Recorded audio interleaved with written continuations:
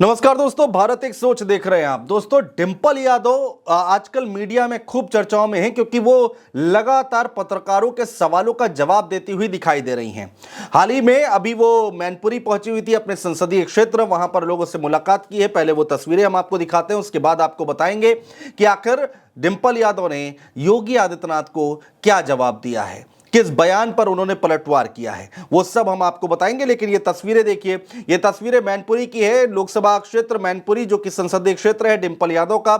Samajwadi party का गढ़ कहा जाता है। नेताजी मुलायम सिंह यादव मैनपुरी से चुनाव लड़ते आ रहे हैं, आए थे, और अब उनकी राजनीतिक विरासत को उनकी बहू डिंपल यादव आगे बढ़ाती हुई अखिलेश यादव की धर्मपत्नी, जो कि उनकी राजनीतिक विरासत को आगे बढ़ा रही हैं, सक्रिय बहुत दिखाई दे रही हैं डिंपल यादव। अक्सर हमने देखा है कि मैनपुरी में लोगों से मुलाकात करती हुई दिखाई देती हैं, और आज एक बार फिर से वो लोगों के बीच में दिखाई दे रही हैं। इसके बाद पत्रकारों से बातचीत करते हुए कई सारी बातों का जवाब दिया है उन्होंने। सबसे पहला सवाल यहां पर पत्रकारों ने पूछा कि मुख्यमंत्री योगी आदित्यनाथ कहते हैं कि बटोगे तो कटोगे, इस पर आपका क्या कुछ कहना है। इस पर डिंपल यादव ने पलटवार किया दोस्तों, और कहती हैं कि उत्तर प्रदेश के जो लोग हैं वो इस बात को समझते हैं कि जो मौजूदा सरकार है वो इस तरह के बयान से लोगों को भटकाने का काम किया करती है।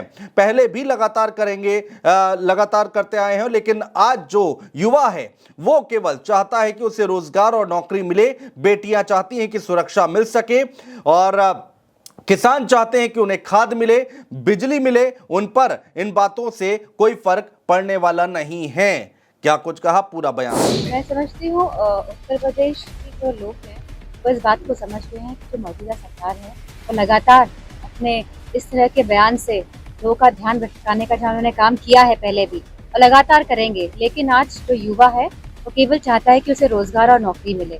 आज जो हमारे उत्तर प्रदेश की बेटियां, बहुएं, बहनें जो हैं वो चाहती है कि बेटियों को सुरक्षा मिले, और हमारे जो किसान हैं वो चाहते हैं कि उनको खाद मिले, सस्ती बिजली मिले। उन पे बातों से कोई फर्क होने वाला नहीं है। और जहाँ तक कि हमारी जो रणनीति रही है चुनाव में, उसी रणनीति के तहत हम सब मिलकर चुनाव एक साथ लड़ेंगे, और सभी समाज के लोग आप देखेंगे कि किस तरह साथ आएंगे।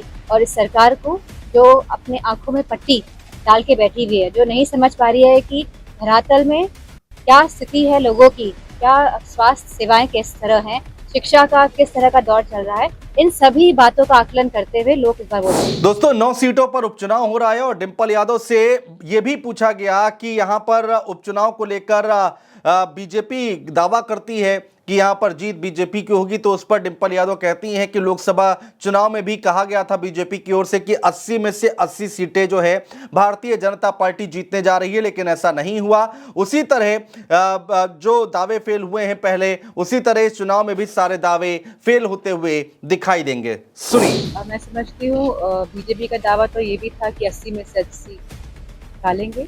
तो जिस तरह पहले उनके दावे फेल हुए हैं, जैसा कि उपचुनावों में भी ये सारे दावे फेल ही साबित हुए। दोस्तों, तेज प्रताप यादव, जो कि यादव परिवार से आते हैं, उन्होंने नामांकन भरा है करहल सीट से, और डिंपल यादव, अखिलेश यादव, शिवपाल सिंह यादव, रामगोपाल यादव, धर्मेंद्र यादव, ये तमाम बड़े नेता नामांकन के दौरान अखिलेश यादव के साथ वहां पर मौजूद थे।